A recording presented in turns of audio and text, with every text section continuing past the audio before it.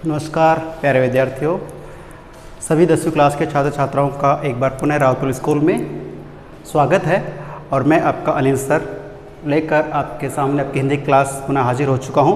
तो आप भी जुड़ जाइए अपने तन मन धन के साथ में और इस वीडियो को ठीक से ध्यानपूर्वक देखिएगा। हमने भी कुछ पिछले वीडियो में पढ़ा था कि तुलसीदास जी का कवि परिचय पढ़ चुके हैं भली बातें, और अब जो है अब हमारा जो पाठ के बारे में हम बात कर रहे हैं जिसमें राम परशुराम लक्ष्मण संवाद है उसको हम ठीक से पढ़ने जा रहे हैं। तो ध्यान से देखने वाली बात यह है कि देखिए, शुरुआत से हम बात कर लेते हैं कि इसमें पद चौपाई चलने वाले हमारे क्षण चलेंगे। और इसमें देखिए ये है कि कुछ व्याकरणिक बातें भी आएंगी जो मैं आपको यहाँ साथ साथ बताता चलूँगा। और इसकी जो पूरी व्याख्या है अभी मैं आपको वर्बली करके बता रहा हूँ, बाद में आपको रेड में भी आपको मिल सकती है। तो ध्यानपूर्वक इसको पढ़ने का थोड़ा कष्ट करें, आप ध्यान दें कि नाथ संबोधनो, प्रत्येक जी का ध्यान से पढ़ना। ये जो भाषा है अवधी भाषा का इसमें रहेगा, इसलिए थोड़ा सा लहजा अलग रहेगा, शब्दावली अलग रहेगी कि नाथ संबोधनो भंज निहारा। नाथ अपने से बड़े व्यक्ति को संबोधन में कहा जाता है, प्रभु माना जाता है, नाथ कहा जाता है। तो नाथ संबोधनो भंज निहारा होई क्यों एक दास तुम्हारा। थोड़ा सा मैं आपको जिक्र कर दूं ताकि कहानी में आप जुड़ जाएं। ये जो स्थिति है ये राम और परशुराम का संवाद चल रहा है, वहाँ लक्ष्मण जी भी हैं। और ऐसा हुआ क्यों है, आप जानते हैं कि दशरथ के जो पुत्र हैं प्रभु श्री राम, ये विश्वामित्र के साथ वन में गए हुए हैं। उनके कुछ दुविधाओं को दूर करने के लिए उन्होंने, जैसे विश्वामित्र जी ने दशरथ से मांग की कि मुझे आपका राम चाहिए किसी कारण के लिए, किसी काम के लिए। तो वो ले आते हैं उन्हें जंगल में, और उसी चीज़ को जब वो बात कर रहे हैं, शिक्षा दे रहे हैं उसे, तो प्रभु श्री राम और लक्ष्मण जो साथ साथ रहते हैं उनके साथ विश्वामित्र है, और वो जनक जो राजा हैं उनके नगरी पहुंच जाते हैं जहाँ पे सीता जी का स्वयंवर चल रहा था। और उसमें प्रभु श्री राम विश्वामित्र के साथ पहुंच जाते हैं। वहाँ पे शर्त ये रखी गई थी कि जो भी योद्धा, जो भी राजा है जनर पे, वो अगर शिव धनुष को वहाँ एक बार उठा करके तोड़ देगा, उसी से सीता का विवाह किया जाएगा, स्वयंवर किया जाएगा। तो ऐसे एक उस शर्त वाले उस रूपरेखा में ये दोनों भाई और विश्वामित्र पहुँचे हुए हैं। और वहाँ सबके प्रयास के बाद में जब भाई सीता के जो पिता हैं वो दुखी होते हैं, राजा जनक, तो दुखी होने के बाद लक्ष्मण जी कहते हैं कि हम अभी बैठे हैं, आप निश्चिंत रहें, ऐसा हम कर सकते हैं। और प्रभु श्री राम ने शिव धनुष उड़ाकर आसानी से तोड़ दिया। जैसे शिव धनुष टूट जाता है तो पूरे ब्रह्मांड में एक कंपन सा हो जाता है। और शिव जी के बहुत अनन्य भक्त जो हैं प्रभु श्री परशुराम जी हैं वो क्रोधित हो जाते हैं। भृगुवेश उन्हें बहुत चोटी वाला कहा जाता है, उनके भृगु में क्रोधित हो जाते हैं। और वहाँ से फिर वो अपने सभी हथियारों के साथ में सुसज्जित होकर और उसी सभा में पहुँचते जहाँ पे सीता जी का स्वयंवर चल रहा था, और वहाँ पे आकर के पूछते कि ऐसा अपराध किसने किया है। तब उसके बाद जो कहानी है वो मैं आपके सामने पेश कर रहा हूँ कि नाथ शंभु धनु, शंभु का मतलब भगवान शिव, धनु का मतलब धनुष, भंज निहारा तोड़ने वाला, ठीक है। तो वो पूछते हैं कि ऐसा किसने किया, तो कहता कि हे नाथ, हे प्रभु, शिव धनुष को तोड़ने वाला जो व्यक्ति है हो सकता है क्यों यानी कोई भी एक दास तुम्हारा के हे प्रभु परशुराम जी, आप क्रोधित ना हो कि शिव धनुष तोड़ा है, हो सकता है कि वो आप ही का कोई दास हो, आप ही का कोई भक्त हो सकता है। आयसु का है कहिए, आयसु का मतलब आज्ञा दीजिए, मुझे आज्ञा दे, का है यानी क्या है, कहिए कहना है, किन मोहि कि हे प्रभु, हे नाथ, शिव धनुष तोड़ने वाला आप ही कोई शिष्य, आप ही कोई सेवक है, कहिए क्या आज्ञा है मेरे लिए। कहने को इनडायरेक्ट रूप से वो कह चुके कि शिव धनुष मैंने तोड़ा है। सुने रिसाई बोले मुनि कोही, अर्थात सुने यानी सुनकर, रिसाई यानी क्रोधित होकर, बोले यानी बोलते मुनि प्रभु जो अपने परशुराम जी हैं, कोही यानी कौन, तो कहते हैं कि क्रोधित होकर कहते हैं कि सेवकू जो करे सेवकाई। प्रभु श्री राम ने कह दिया कि हे प्रभु, आप क्रोध ना हो कि जो शिव धनुष तोड़ने वाला हो सकता है कि वो आपका कोई सेवक हो। लेकिन परशुराम जी कहते हैं, वो क्रोधित हो जाते और कहते हैं कि सेवक तो, दास तो वो होता है जो सेवा के योग्य कार्य करे, दया का पात्र अपने कार्य करे। आपने तो शिव धनुष तोड़ने का दुस्साहस किया है तो क्रोध और बढ़ता है। अरि करनी करी करिए लड़ाई, अरि अरि का शत्रु होता है, करनी यानी काम, उसका करिए काम, करिए यानी करके, करिए किया है लड़ाई, कि आपने तो शत्रुतापूर्ण कार्य करके, शत्रु का जैसा कार्य करके शत्रुता भाई करने के लिए कार्य किया है। सुनहु राम, सुनहु राम जे ही शिव धनु तोड़ा। तो पहचान लेते कि परशुराम है कि सुनो राम, जिसने भी, जे ही जिसने भी शिव धनुष तोड़ा, कि शिव धनु भगवान शिव का जो धनुष है जिसने भी तोड़ा है, सहस्त्र बाहु, तो यहाँ पे तत्सम शब्दावली का प्रयोग किया गया है। सहस्त्र बाहु जैसे आप समझे, सहस्त्र बाहु यानी 1000 हाथों वाला, उनका एक राजा हुआ है धरती पे। तो एक सहस्त्र बाहु के नाम से राजन यानी राजा हुए हैं, और उस राजन से परशुराम ने युद्ध किया और उसे परास्त कर दिया था। और वो कौन थे? वो परशुराम के दुश्मन थे। तो परशुराम कहते हैं कि जिसने भी शिव का धनुष तोड़ा है वो ठीक उसी प्रकार से जैसे सहस्त्र बाहु मेरा दुश्मन था, शत्रु था, सम के समान सो उसके रिपु शत्रु मोरा मेरा, कि जिस प्रकार से सहस्त्र बाहु मेरा दुश्मन था उसी प्रकार से शिव का धनुष तोड़ने वाला मेरा शत्रु है आज से।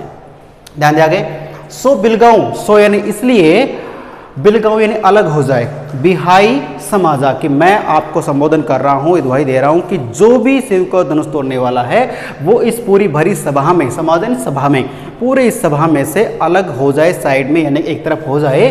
नैत नहीं तो मारे जे ही सब राजा, अन्यथा अगर वो व्यक्ति अलग से नहीं निकल के मेरे सामने आता तो मैं यहाँ जितने भी मौजूद हैं सभी राजाओं को मार दूंगा, मार गिराऊंगा। ऐसा क्रोध उनका है।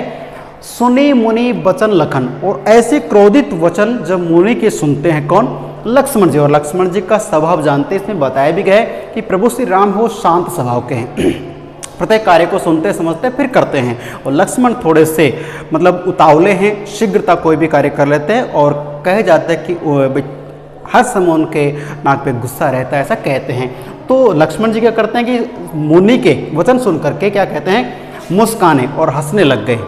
और आप जानते हो कि जब कोई क्रोधित हो रखा है और अपन उसकी बात को हंसी मजाक उड़ाते हैं तो उसका क्रोध और बढ़ता है। ध्यान दें, बोले परशु धरी ही अवमानो, और बोले नहीं बोलते हैं परशु धरी के, परशु जो धान करने वाले हैं, अवमाने की, और ऐसे कुछ वचन बोलते हैं जिससे अवमानों का मतलब अपमान होना। तो परशुराम जी है उनका अपमान हो जाता है। वो क्या क्या बोलते हैं? वह दनोही तोरी लरिकाई, बहु, सॉरी ध्यान दे, बहु लिखा है यहाँ पे, बहु का मतलब बहुत सी, अनेक। धनुही यहाँ पे देखिए, एक होता है धनुष बात करें और एक होता है धनुही। धनुही होती है छोटी छोटी जो धनुष होती है, हम खेल प्रवृत्ति में बनाते हैं, बच्चे लोग बनाते हैं। कई बार आजकल तो खैर ये टेक्निकल गेम्स आ गए ना, लूडो वगैरह मोबाइल पे वगैरह चल रहे हैं। पहले के जो बालक बालिका गाँव में भी होता था कि एक लकड़ी को लेके और थोड़ा डी आकृति बनाकर उसका धनुष बनाया जाता था और खेला जाता था। तो बात कर रहे हैं, लक्ष्मण जी कहते हैं कि बहु धनुही अर्थात छोटे छोटे बहुत से धनुष तोड़ी यानी तोड़ दिए। लरिकाई का मतलब होता है बचपन में। हे परशुराम जी, आप क्रोधित हो रहे हैं इस धनुष को तोड़ने पे। अरे भाई ध्यान दें कि हमने बचपन में, किसमें? लरिकाई, बचपन हमारी जब अवस्था थी उस समय ऐसे बहुत से छोटे छोटे धनुष तोड़ दिए हमने। कबहू न असी रिस किन्ही गोसाई, हे प्रभु परशुराम जी, आपने कबहू यानी कभी भी, न असी इस प्रकार की, रिस क्रोधित, किन्हीं गोसाई के, हे गोसाई, हे महाराज, आपने पहले ऐसा क्रोध ज्ञापित नहीं किया, ऐसा गुस्सा नहीं किया। तो फिर ध्यान दें, यही धनु पर ममता के ही हेतु, तो यही जो धनुष है जो अभी तोड़ा गया है, इस धनुष पे आपकी इतनी ममता क्यों है? पहले आपने ऐसा क्यों नहीं किया? ये एक प्रश्न करते हैं लक्ष्मण जी परशुराम जी से। ध्यान दे, सुनी रिसाई कहें भृगुकुल केतु, सुनी रिसाई, और ये सब सुन करके, सुनकर रिसाई क्रोधित हो जाते हैं। कहे भृगुकुल केती, भृगुवंश यानी कि जो उनका वंश बताया गया, भृगुवंश की जो ध्वजा है वो लहरा रही है। और चोटी की बात करें, भृगु जो कुल केतु हैं वो, रे नर्प बालक काल बस बोलत तो ही न संभार। इस बात को सुन करके कि हे परशुराम जी, आपने पहले क्रोध नहीं किया, अब कर रहे थे, ऐसा क्यों कर रहे हैं? हमने तो बचपन में बहुत सी धनुष तोड़ दिए।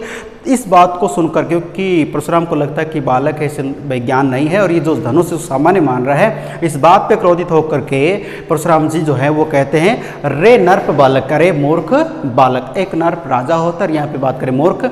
रे नर्प बालक काल बस का मतलब यमराज के वश में, अर्थात आप अभी शीघ्र मरने वाले हो मेरे हाथों से, ऐसा उन्हें लग रहा है। परशुराम जी सोच रहे हैं कि अगर ये उदंडी बालक नहीं मानेगा तो वैसे मार दूंगा, और ये काल के बस में। और कहा भी जाता है जब व्यक्ति जो है विवेकहीन हो जाता है तो अनाप शनाप बोल सकता है, चाहे फिर बच्चा बूढ़ा जवान कोई भी हो सकता है। तो ये कह रहा है कि रे नर बालक आप काल के बस में, आप यमराज के पास पहुंचने वाले, आप यमराज पास जाने वाले, आप काल के बस में हैं। बोलत तो ही न संभाल, क्योंकि आपको बोलने का होश नहीं है, संभाल नहीं है, और अन्यथा आप ऐसा बोलते नहीं। ध्यान दीजिए, धनोहि सम त्रिपुरारी, धनोहि यानी धनुष, सम यानी समान, त्रिपुरारी का मतलब यहाँ पे बात करें भगवान शिव की, त्रिपुरा की बात करते हैं ना, तो ध्यान रखना, त्रिपुरारी धनु विदित सकल संसार, कि जिस प्रभु श्री शिव की बात करें, भगवान शिव के धनुष को पूरा संसार समझता है, सकल पूरा संसार जानता है, उस धनुष के बारे में तो कुछ भी नहीं जानता, तो उस धनुष को भी सामान्य धनुष मान रहा है। तो ध्यान दीजिए प्यारे बालक बालिकाओं, आपका पुनः स्वागत करते हुए, क्योंकि इस कहानी में हम रम से गए थे, तो ध्यान दीजिए यहाँ पे जो हमारे परशुराम जी हैं वो क्रोधित मुद्रा में हैं, और लक्ष्मण के उग्र विचार सुनकर और क्रोधित हो जाते हैं। और अगला जो हमारा पद आएगा उसमें आप देखेंगे किस प्रकार से प्रभु श्री राम अपने शीतल वाणी के छींटे दे करके, शीतलता के माध्यम से परशुराम जी को बिल्कुल अपने माहौल में बना लेते हैं, और अंततः प्रभु जो परशुराम जी है वो भी इस बात को मान लेते हैं, क्योंकि उन्हें साक्षात दर्शन हो जाते हैं।